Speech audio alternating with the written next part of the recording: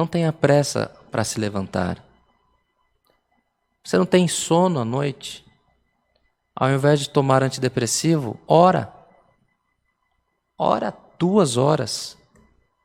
Ora 3 horas.